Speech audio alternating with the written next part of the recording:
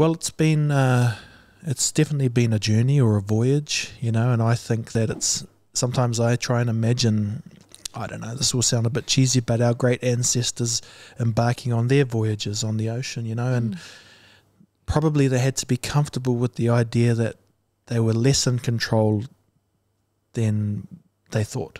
You know, you're got so many variables, but you know, they'd done their prep or whatever that means, and then set off and they'll work it out on the way. And so that was actually a very good way for me to think about how this might work. You know, like I have good intentions, I have kind of a skill set in the area, and we'll just work it out on the way. And maybe a couple key things I did that I don't know why I did them, because no one guided me that way, but I went and found a mentor. I'm 43. I didn't have my first mentor until I was 41.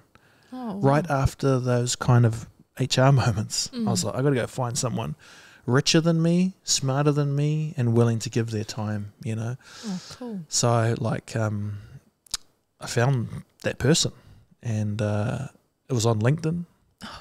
And actually, I'll just mention his name because he's worth a Google. His name's Ulu Aiono. Oh, yes. And, wow, you he's got a bit him. of a heavy He's hitter. awesome. Yeah. But I just pestered him. So because I'd done podcasting, I'm way used to the idea of emailing to try and get people's time. Yeah. And I just did the same to him, you know. And after he'd been mentoring me for a wee bit, I said, man, why do you muck around with me? I'm just, you know, I'm an absolute nobody in terms of your world. You're a businessman. I hear how people talk about you. You know, you're shrew, you're ruthless, you're a bit like my dad. You're nice to me.